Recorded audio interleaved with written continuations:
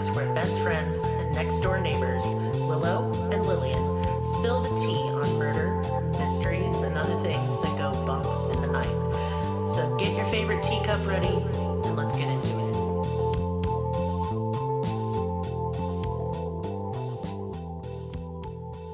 Welcome to Cruelty Podcast. This is Lillian, and with me is Willow. This is a Patreon episode. Hi, patrons. Hi, patrons. Hi. Hi. Y'all, we've had a week. Yes. I felt like this whole week ran backwards. I cried again about Emmett Till this morning. That is a rough case. Oh, which I need to put up on Patreon, and I will do that. Oh, hey. So by the time you hear this episode, you'll be like, what the fuck are you talking about? It's up. But at the time I recorded it, it's not.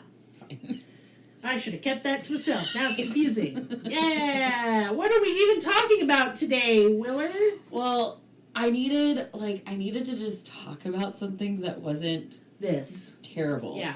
Right. And one of the when I think of the top things in life, the best things in life that make me happy, one of the top 3 is boobies, and I just wanted to talk about them.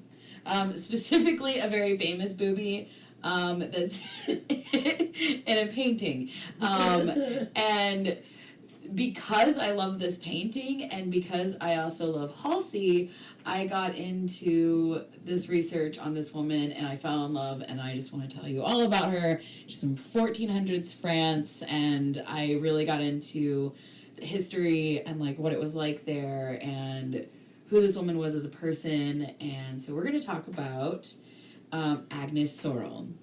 If you haven't heard of her, she was considered the most beautiful woman with the most perfect breasts. Really? Yes. What size are we dealing with here? I don't know, because they didn't have sizes back then. That's true. I think she was the one that was, given basically the historical title of the person to create or have created the first bra. She wasn't, but she just had a famous titty. She had a very famous titty. And titties make me happy, so I love her. No, she was just later on known for having perfect breasts. She was used as reference in art quite a bit during that period of time. There's this really famous painting that we'll post with it where she is the Mother Mary, and she has her one boob exposed, and they look perfectly round, they don't look like a natural no, titty. and they're very, very far apart, because back then when they were trying to portray something, they would accentuate it to a very unrealistic degree, to basically paint a story. I don't know. It had to do a lot with nobility and things like that. Symbolism and such. So, so there's a lot of misinformation. A lot of people believe that she had a favorite breast. The story goes that Agnes Sorél had the favorite breast, that she would have all of her dresses tailored to where that breast would be easily exposed. She is attributed to the person who created the exposed chest or the exposed breast. Sorry, I'm trying not to cough. The exposed breast in fashion. And as you know, French fashion is that is fashion. There is nothing but French fashion, and everything else just kind of trickles down from there. Especially back then. Yeah. So she was kind of a poster child for many things.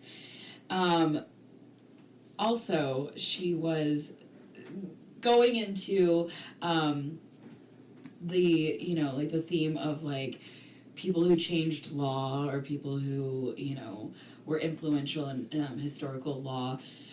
We have the true crime theme, on our regular. She changed the laws for women in court. She was actually given the first title of headmistress. And so I'm going to go all into it. So that's kind of where, my train of thought was well, she did kind of, influence the law back then. she was a very influential figure. And that's cool. as we'll see, there is a little bit of true crime in this story too. So before we really get into it, I just kind of wanted to place you there and like kind of paint the picture, because it's really hard to imagine what the 1400s in France was like, because yeah, it wasn't yesterday. So right now France is in basically a huge war right now. It's one of the 100 years wars. There's a few, but France is basically a big monarchy right now that is subdivided into different regions, and each of these regions there's these counts or like as we would think of like governors, they would basically govern these small sections of land under the authority of the king, and yeah, they're like kind of like tiny kings, like they're mini. It's kings. almost like a fiefdom, you see, yeah. Yeah. Yeah. So, and England and France are, constantly quarreling. I don't know if they ever stopped really, over like whose land is what, basically. But this is basically what the air is all about. There's just a constant battle between France and England. They were basically like conjoined twins at the time because they had very similar rulers. A lot of their families were interconnected. Their like landlines would kind of go back and forth as like who had which land. So yeah, it was very much like two conjoined siblings kind of fighting over who's going to get, which land. Whose turn is it on the Xbox? Yes.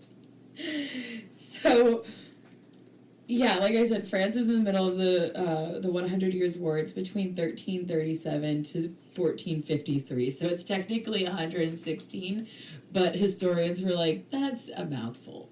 You don't want to say the 116-year war. It doesn't sound as cool. No. So, yeah, that's going on, and just, like, there's so much fucked up shit happening. It's so chaotic during this time.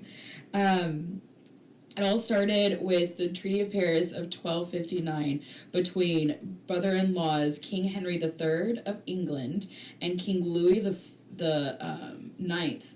Fourth? What's X? X is 10. X is 10. 9. I'm so sorry. France. He was also known as Saint Louis, so this is where you get like the Saint Louis.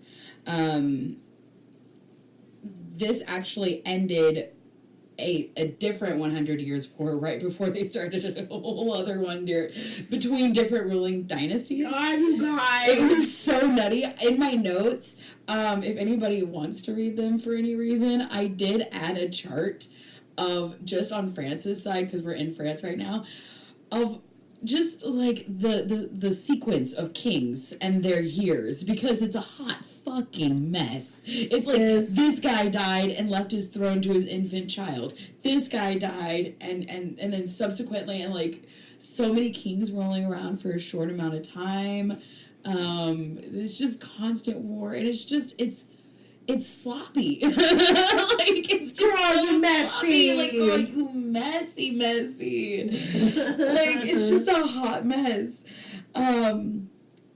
But yeah, and they're all like Phillips and Johns and Charleses. So it gets so confusing. You're like, who hit who now? What number are you? What order are you guys in? Like, I was like, wait, I know this family because this is the Valois family. So I was like, I know this is like King Louis, the Sun King, is in this family line, and I was like, man, this has to be like his like grandpa or something that we're talking about, and it's like, no, this is like 4 or 5 kings later. It's just so much in such a short period of time, because it's just so much war and dumbness, and they're just all dumb, and they're all like, sneaking behind the scenes and like poison each other and like fucking each other over, and half of them are inbred, so they're all going mad, like one of them is like literally Charles the Mad or some shit, and they all have like these crazy names, and they all have all these congenital defects. Yeah, Louis the 11th, the Prudent, the Spider King. How cool is that? That is pretty fucking cool. That's fucking cool. So yeah, the Valois family is like kind of the branch that we're going to be kind of delving into tonight. So the story really starts with Charles VI, who became heir to the throne around the age of 11, with a long pattern of this behavior throughout all of his, lineage. While his counterpart in England, King Richard II, became King of England around 10. So at this time, we have the two feuds between an 11-year-old king and a 10-year-old king. So it's just the consorts, it's his uncles. Yeah, it's the power players behind the throne. Exactly. Yeah. And these are the kids that have to wear these hats, and it's a hot mess. Mm-hmm. This is still in the midst of the 100 Years' War. The Black Plague just broke out. Everyone's fucking dead. The two main warring powers of the world are owned by preteens and basically ran by their uncles. Later, the two kings would end up working together. King Richard would end up marrying King Charles's 7-year-old daughter. Ew! In 1396. That was really common back then. So fucking gross. I hate that shit. So fucked up. They then signed a treaty and everything was like kosher again, and then all of a sudden it ended again. Everything was peaceful, and then something fell out from underneath them, and somebody did a sleight of hand and it was wrong, and it all crumbled once again. Somebody held their hanky the wrong way. It was some bullshit. And England ended up jailing King Richard on some bullshit, and the new King Richard, there was another King Richard put into place. That's so confusing, right? And I think they're just really playing on this confusion because, yeah, for sure. I mean, especially because the citizens at this time were restricted information. They were restricted. Well, most of them were even illiterate. They couldn't read, so they're and who cares who's doing what in which castle? When you're cleaning up mud and you're toiling in the fields and everybody's dying of the plague. Yes. Yeah, for sure. And it's such a weird, because living in court and being in court and royal court is a whole other circus of monkeys all on its own. I love period pieces. I love hearing stories of this time. I love seeing what it was like back then, but I would never want to be there. I would love to wear their dresses. I want to wear their dresses. Well, here's my thing too, and we don't talk about this a lot. Y'all, it was stanky back then. It was disgusting. Disgusting. I was telling my oldest about this. I was like, dude, Versailles was the most beautiful place in the world, but it was the most disgusting, So they in them big dresses. They would be shit. They would just shit and piss right on the floor and just keep walking. Girl. Yeah, and then the potted plants in the corners. And the servants are just following them around, cleaning up their shit and their piss. Oh my god. Yes. Ugh. Yes. It's disgusting. So yeah, this is the time period. This is 100 years prior to Versailles, but practically the same time period. So they ended up, trading family members, basically coming to peace, and then they ended up jailing each other over some bullshit randomly. One of the kings literally went mad, literally went nutso, and we don't really know why, what happened, because it was a flip.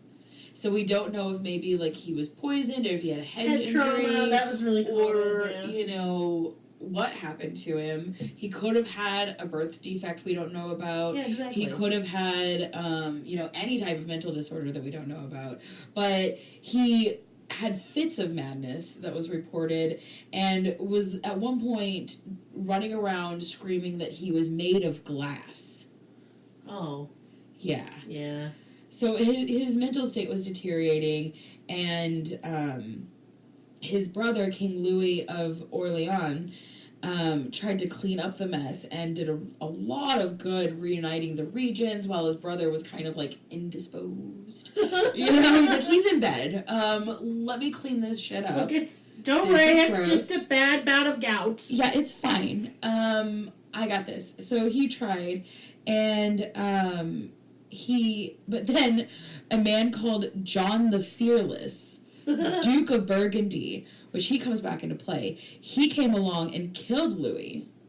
like while Louis was cleaning up the mess in 1407, and then started another uproar. Both the French and English kings died in 1422. This is subsequently the exact same year that Agnes was born. And in 1422, the king is dead, and he leaves his throne. They both leave the throne, but both of them leave the throne to one king. It ends up being both the King of England and the King of France, and this happens a whole bunch of times throughout their history, but at this point in time, it was really fucked up.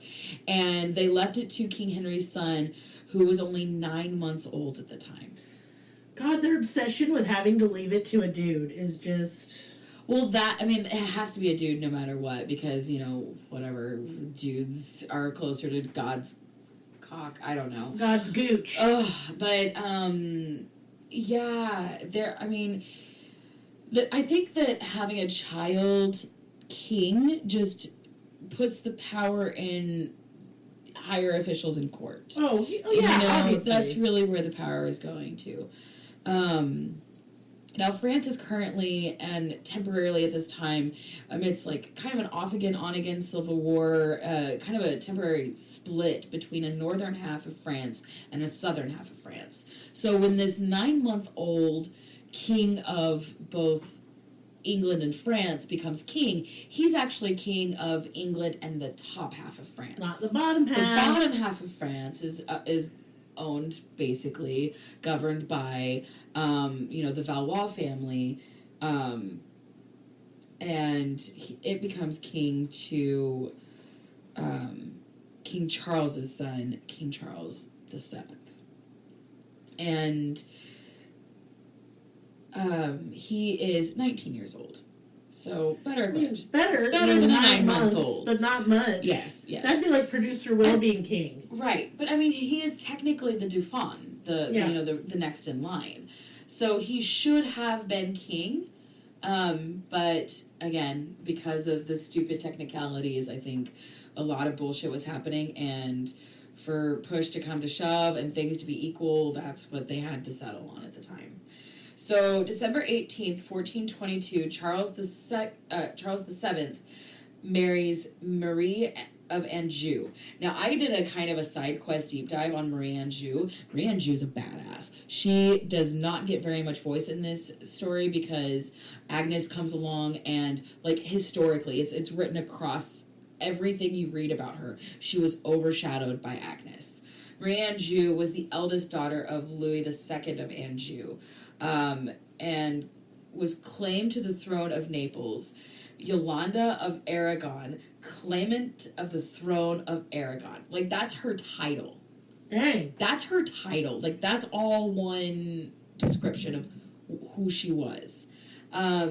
She was a political figure just as much as the king. She presided over the council of the state several times in the absence of the king. And during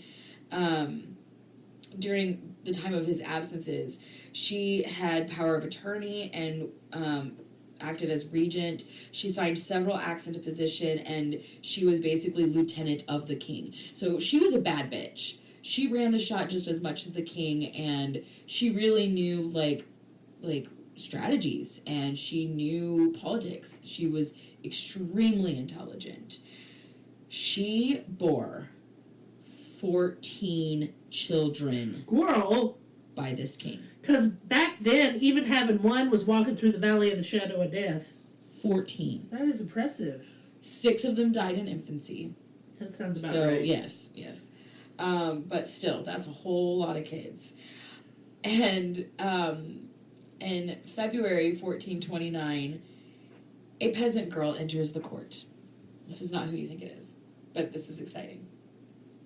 A peasant girl enters the court, presents herself to the king, saying that she's heard voices of angels giving her direction on how to get rid of the English.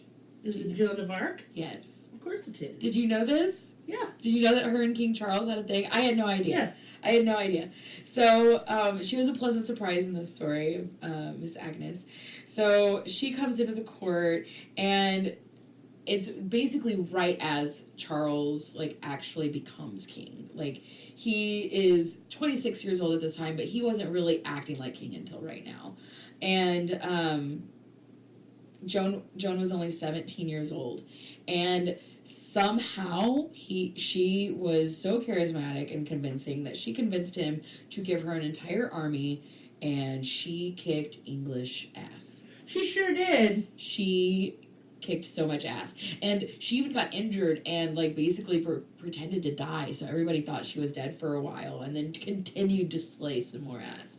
So I was, like, super fucking proud of her on that one.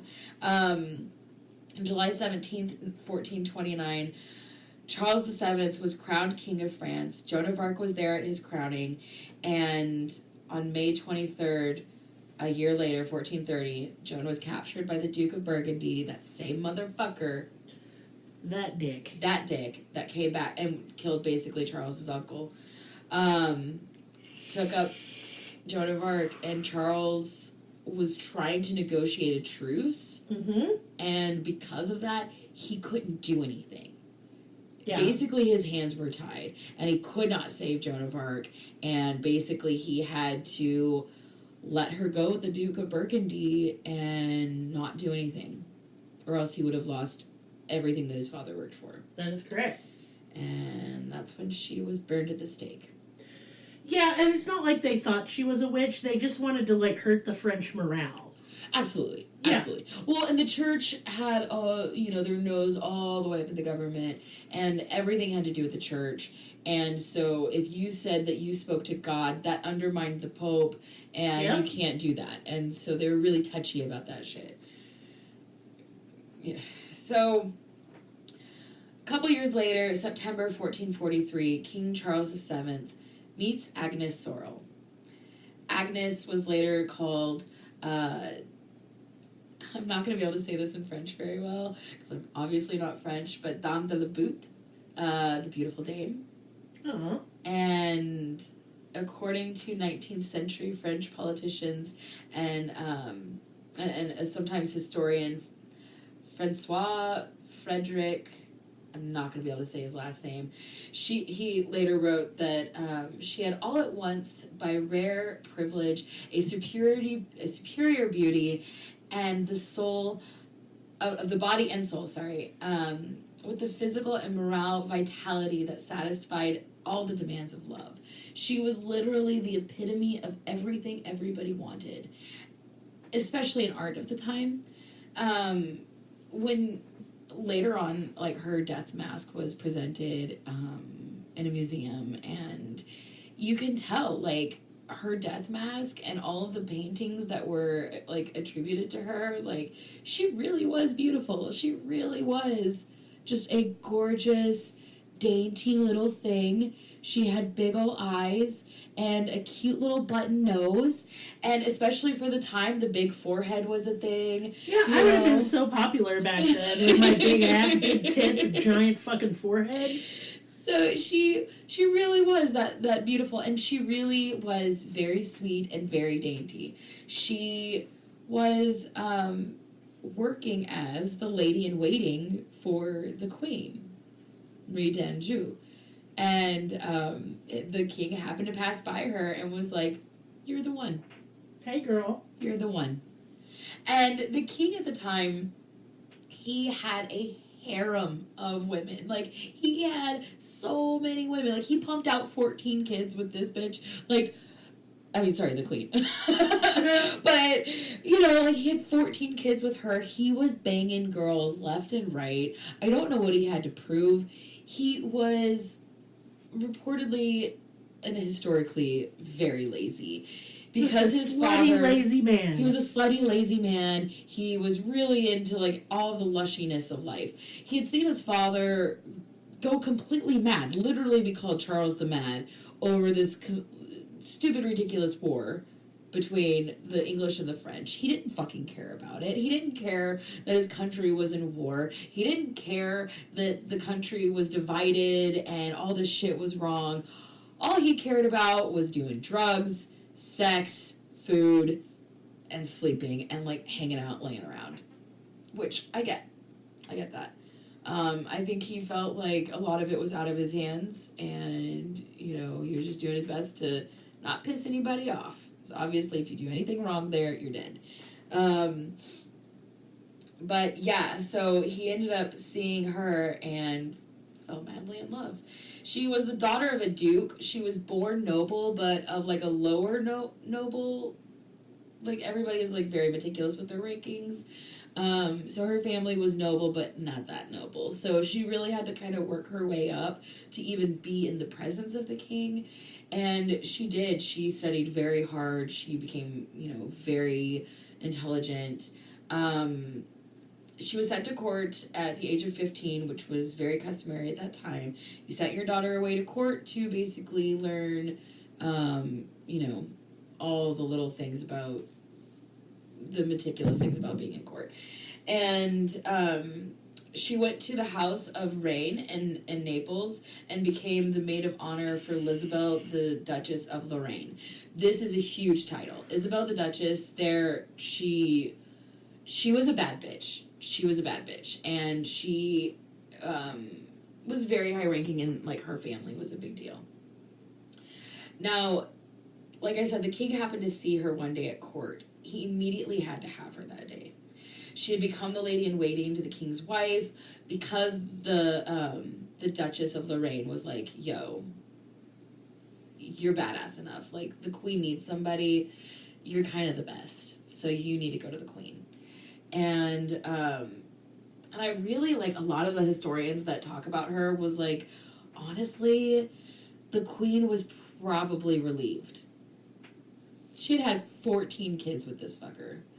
Like, she was tired of it. Yeah, and people don't understand how, like, romantic relationships kind of weren't a thing back then. No, and if you were the queen, you had to give birth to all these children. That was your job. Yeah, and it was like, it a lot of the times it was rape, and nobody wants to talk about that because women didn't have a say.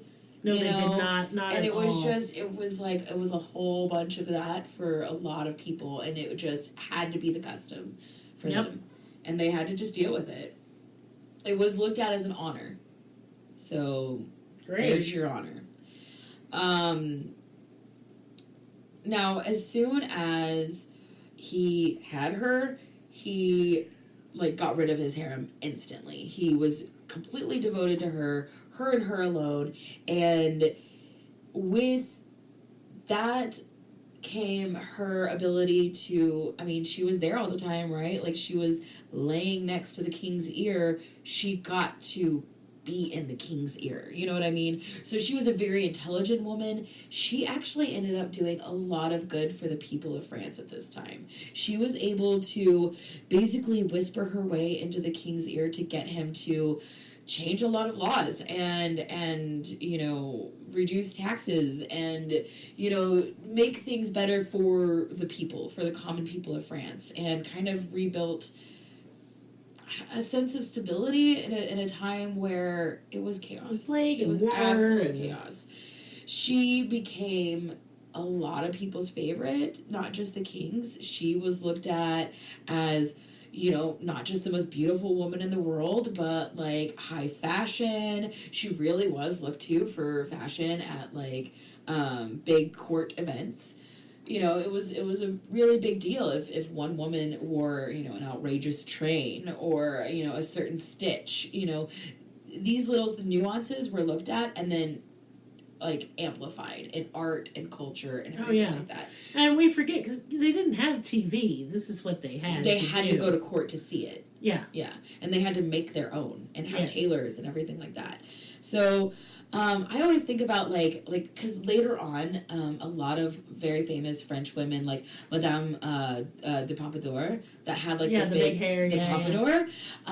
Later, those types of fashions would be attributed to Agnes. She paved the way for all of these like French socialites to have this bigger than life kind avant-garde. Ability to, which is a French to dress that way. Yes, absolutely. That's where you get those big parties where the people would have, like the women would have these like boats lodged in their hair, or I love that little shit, yeah. like towns and villages like in their hair and scenic. Where they'd have to have servants like watch over the wigs so rats wouldn't eat it. Yes, it was so cool. Like I would love to like have a party like that now. That is so cool. Oh, we can have a party. So she paved the way for that. A lot of people will say that she wore like see-through clothing at court to show her nipples, and would attribute to the cosmetic lines of nipple tinting, because she would make her nipples like extra rosy so they would be able to be shown through. Being provocative and showing your breasts in court, that kind of thing was always attributed to her. I don't know for sure. It's never actually explicitly stated that she did this. I think just being over the top allowed for other people to do this. You know what I'm saying? I'm sure the girls were hoisted up there. I don't know if they were ever actually exposed. There's nothing that says that she actually had a favorite breast. No, I've always thought that was bullshit, because I like looked into it when I saw those memes. It's a fun story, though. It is fun. It is fun. I'm sure she would laugh at it. I don't think she would be like... No, she wouldn't be offended. You know? I mean, everybody do got their own favorite titty. Everybody does.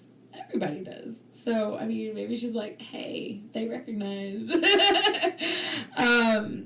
So, with everybody loving her and doting on her, and the king, in 1444, so 444, gave Agnes the official title of Mistress of the King. This allowed her, a certain pay. She would get a certain allowance of the king. She was given a castle. Holy shit, I went and looked at it. Holy fucking shit. When I say the king gave her a castle, the king gave her a fucking estate. Like, this castle is fucking huge. It's like the size of a town. Dang. Yeah. And this actually was the castle that he met Joan of Arc in. And so it had that, like... romantic kind of like this was something that I was proud of. This is a moment of my life that I wouldn't give to anybody, but I'm giving it to you because you're important. And he ended up giving her tons of beautiful jewelry. She was always way more decked out than the queen. Anytime she entered the room, she was more gaudy, she was more flashy, she was more beautiful, more extravagant. There's the queen constantly pregnant and sick, and like, she's just, dealing with the army and shit. Here's this pretty little thing prancing around. So it was kind of that dichotomy. But I do feel like there was sort of a relationship there between the queen and the mistress. And it formed that almost archetype for later on, for generations later on, especially in French court and royalty, because there was a lot of pressure on the queens. And so I think that in an arranged marriage like this, when you hate the king, you hate this guy, you don't want to have sex with him. No. Most of them didn't even live in the same wing as the king. And this is before, King Henry chopping all the heads off his wives. That wasn't a thing until, he came along. No, but it could have been, like the king had absolute royalty, and, they were all business deals. It was all business. Well, I'm just saying, before him, kings didn't have their wives murdered so they could marry their mistresses, typically. Right. Typically. Right. But, because, otherwise that would have been a concern of hers, as opposed to just, well, at least I'm off the hook. Right. She's not scared at this point. So at this point, I just want people understand the kind of the climate at the time. Yeah. She would have been relieved. Yeah. She would have been worried. Oh, yes, thank you. And it did pave the way for a lot of other mistresses, like Louis the Sun God had, or Sun King and all of that. It paved the way for that place, that role. And I think being a mistress is beautiful. I think it's absolutely amazing. I think that, fulfilling the sexual needs of the king so that way he can focus on other things and not, abuse the queen is wonderful. And sex work is great. And I think that this is, the original, sex worker becoming royalty, actually having a status. And I don't know, I think it's a really great role. So because the king loved her, everybody was oohing and ahhing and all that stuff, the exact energy of all of the people loving her, she had the exact opposite in. She had tons I'm sure she had of hatred. haters. So many haters. Not just the ladies in court being catty, but like actual people wanting to kill her. Yeah. Because she's now a political figure. Well, she's a mistress, and that means whore.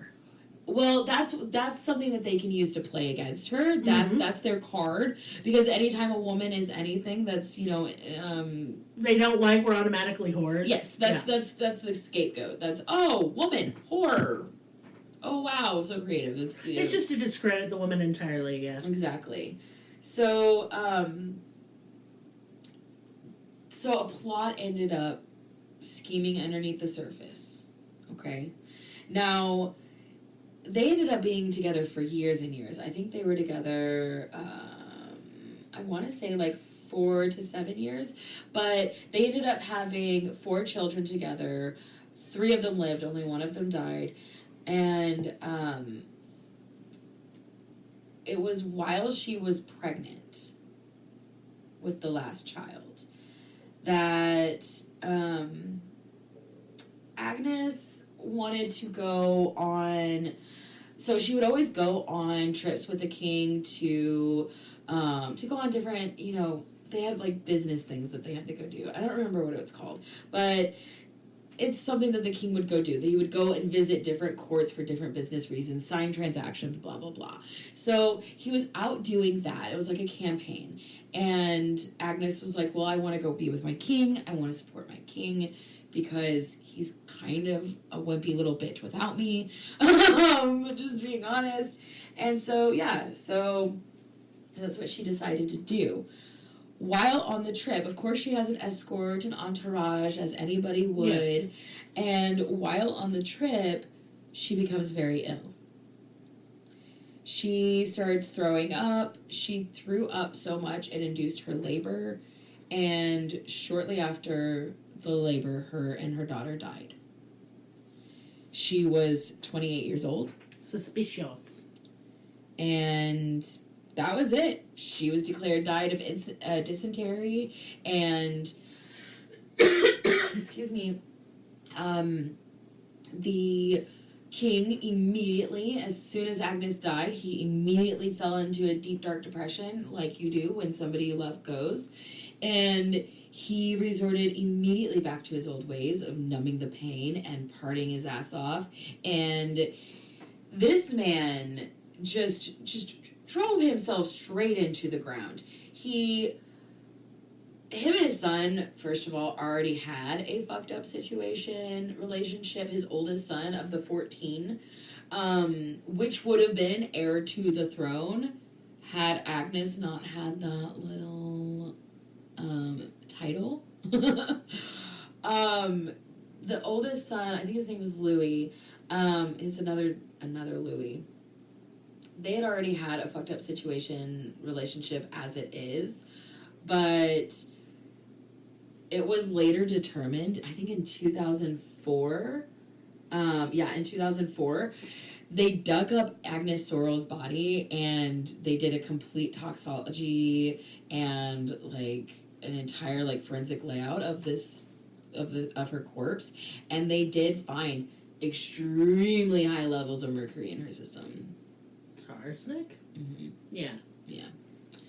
So, I mean, yeah, it was ruled out, a million years later that it was a homicide, but it was later realized that it was the king's son, because as soon as the king fell into depression, his body was just, like, falling apart, and it wasn't because of poisoning, it was because he was just... partying too hard, drinking too much. He was numbing. Yeah. He had too much pain to numb. All the while, his son got into so much shit with him that he had to get banned. Like fucking banned to another place on the opposite side of the country. He was like, here, son, here's a little plot of land. Why don't you go govern that in exile? Why don't you fuck off? And he did, and you know what he did over there? He schemed. Yeah. Like, you don't do that. No. You're creating a villain, Papa Bear. Like, that's not how it works. Right. But it did. That's how it worked. And so, yeah, he ended up actually, like, scheming to kill Agnes.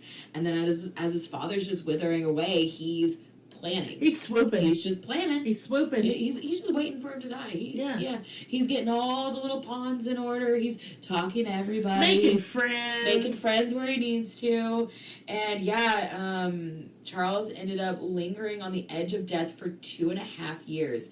At the beginning of that, he had gotten ill, then, and it wasn't clear what his illness was. It just said that he fell ill. He got a sore on his leg that wouldn't heal. Sounds like diabetes. Exactly. From the drinking. Mm-hmm. That's exactly what I was thinking. And then his infection led to fever. He lingered in this state of infection for 2.5 years. That's crazy. Eventually got an abscessed tooth, and the infection got so bad that he was unable to swallow, and he died due to starvation. That's fucked. Isn't that fucked? That's a fucked up way to die. Well, a lot of times people's teeth killed them back then. It is, and it's slow, and it's rotting, and it's stinky, and it's gross, and it leaks into your throat, so you have to taste it. Ugh. Don't like it. Not about it. Nope.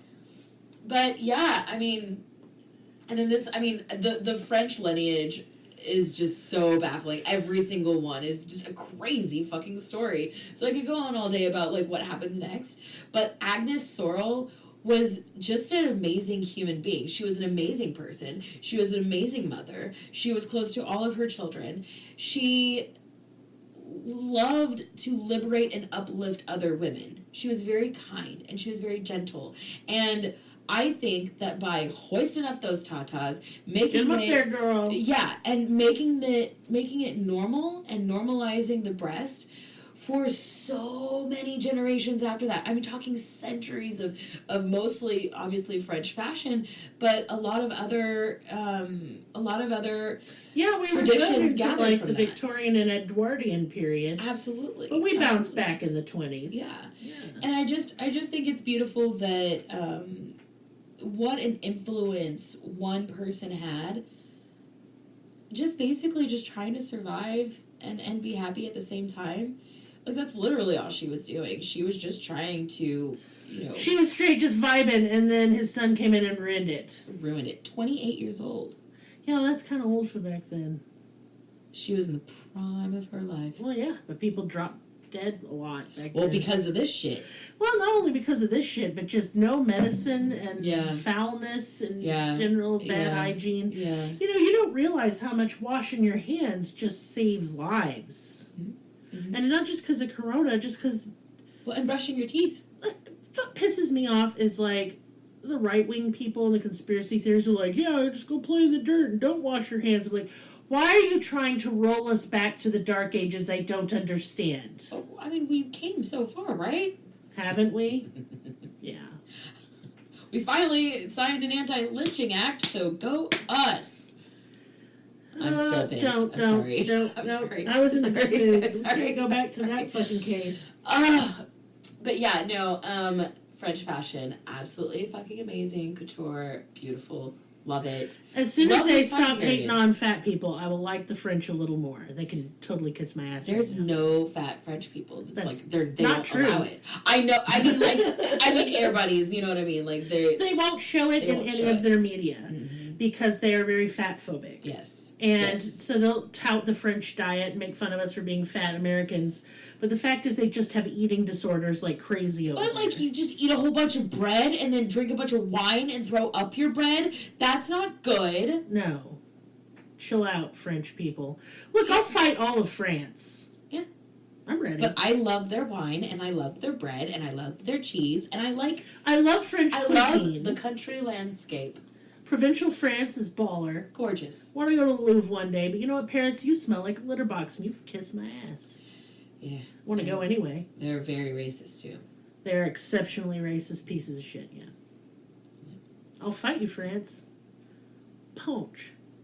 I do like the French language, and I like some of the French culture. It's beautiful, but it's pretentious, because there's 7 letters in that word that I don't say. Why? Because it's a made-up, secret-coded language, and it's for weird, twats. And it's pretentious. It's it that word that's like, that long, you say, duh.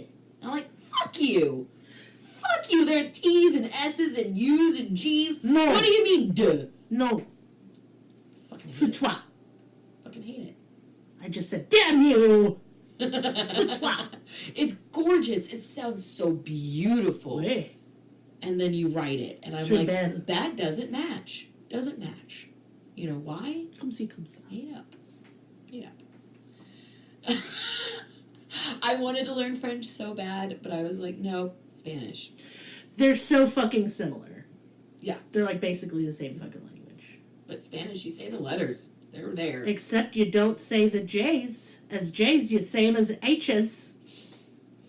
Huevos rancheros. I'm trying to learn Spanish right now, y'all. I'm trying to habla español. Yep. Yeah. It's so cute. Yo, como manzanas. Una... What was it? Maleta. Una maleta. That means suitcase, but possibly also pussy. Cunt box. What? Cunt box. Don't call it that. Don't call it a box. It is not boxular. It is not rectangular or square. I just find some of the names for pussy stupid. I really need you to go through a list of all of the names of pussy for horny history. Oh, I would love for you to do an for episode on hours. just like the historical... The etymology of the vagina? Pussy. Yes. Mm-hmm. Okay. That would be really great. I could do it.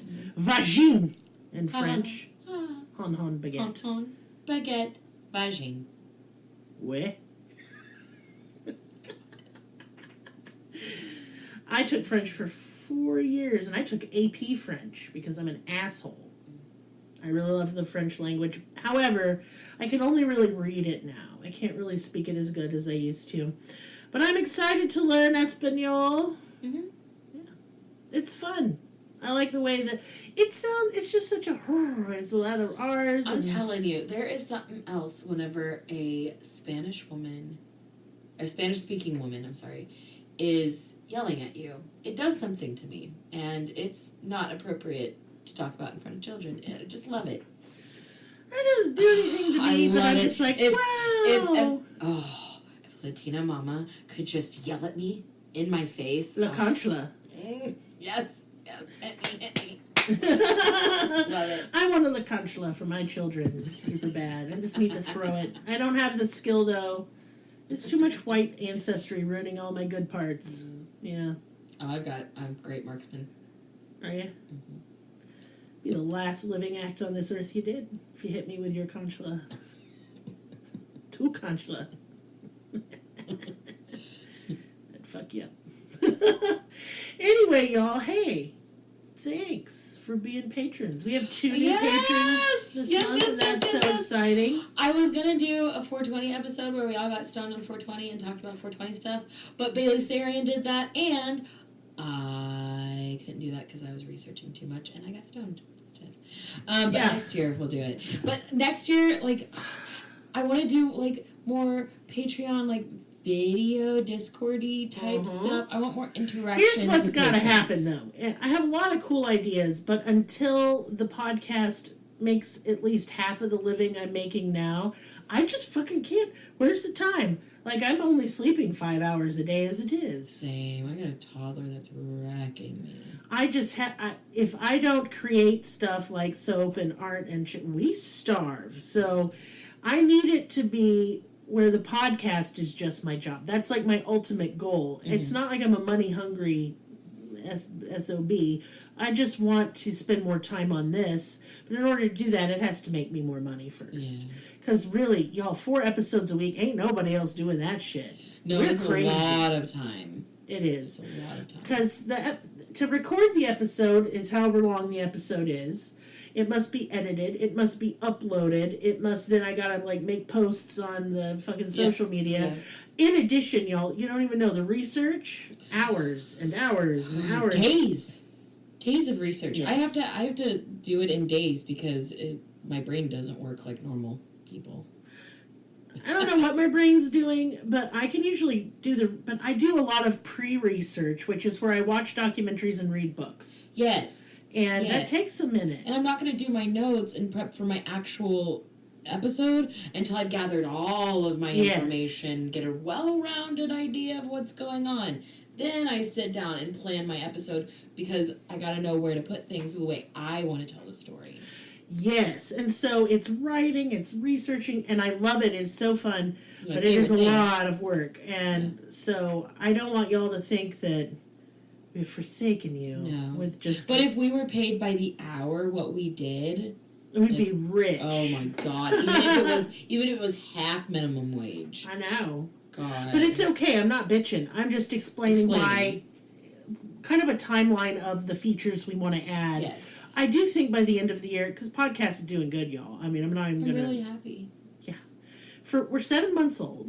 We're babies. We're babies. Yes. And already, we're almost at like 3,000 to 5,000 downloads a month. There are podcasts that are like 2 to 3 years old and aren't at our numbers. Yeah. So I know we're on to something good here. And I really appreciate you guys backing it because...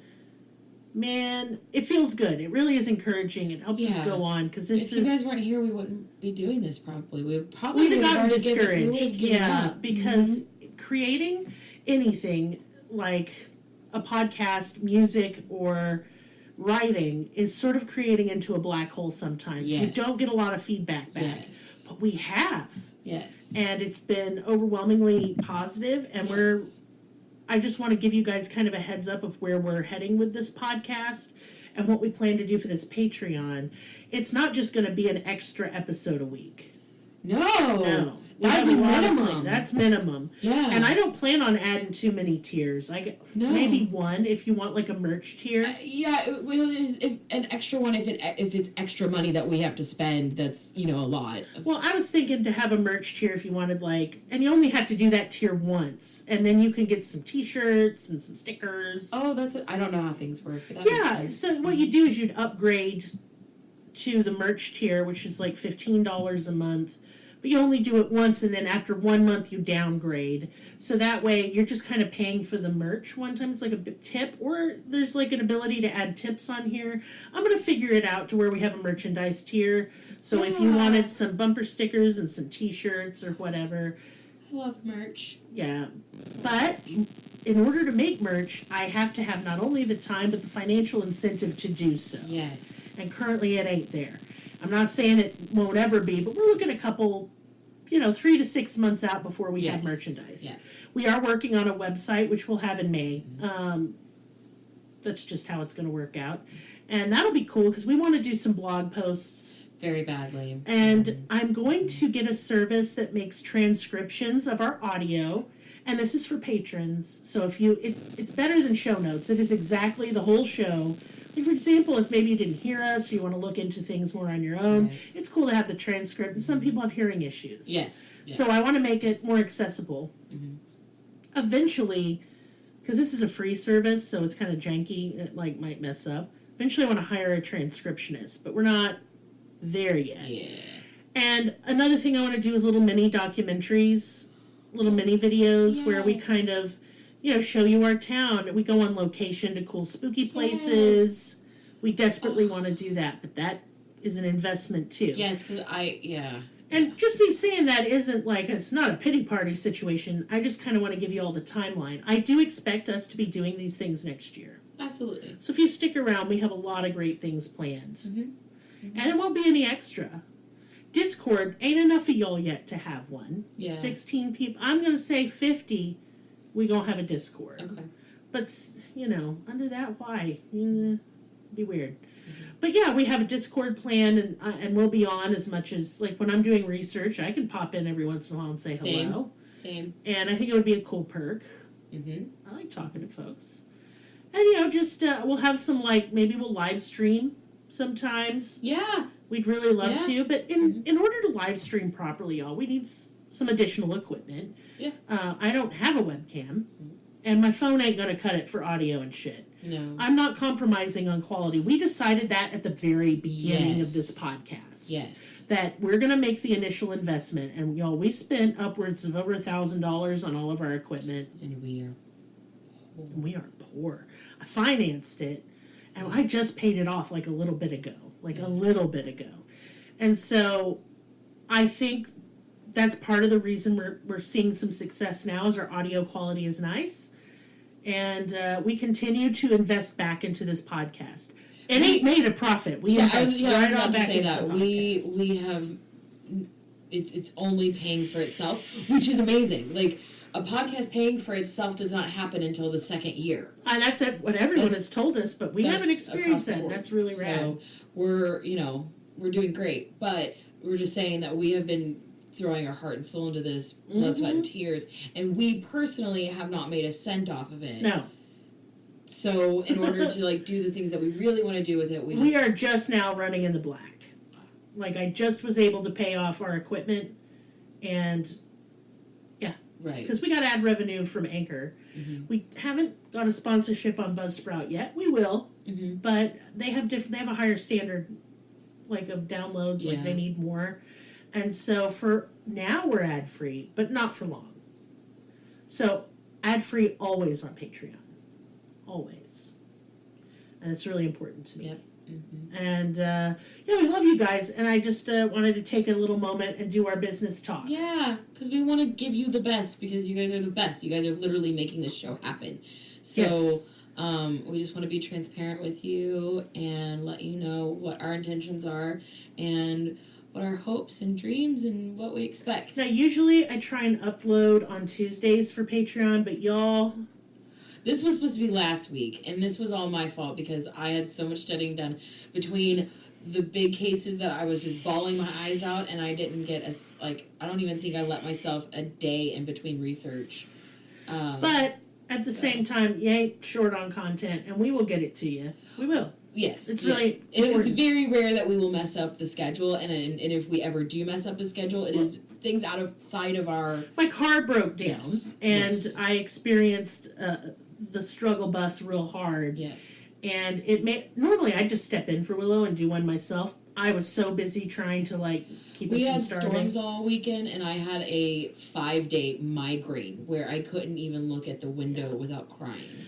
And when we get storms, we ain't got no internet. So we've been dealing with unprecedented technical issues all month. Yes. Because we moved from Will's crappy desktop to a brand new laptop that we financed for Will.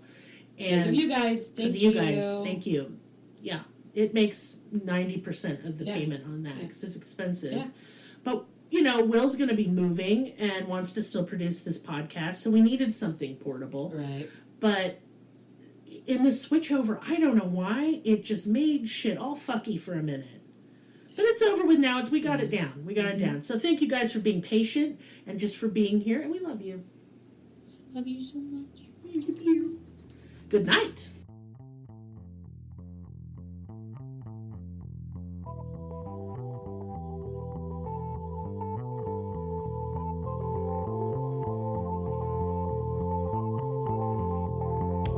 Find us on your social media platform of choice. Linktree/Cruelty has all of the links. Check out our Patreon for exclusive episodes, merch, ad-free episodes, live ghost hunts, and much more. Please be sure to subscribe. New episodes are uploaded weekly. Thank you so much. See you next time. Music and production by Willie V.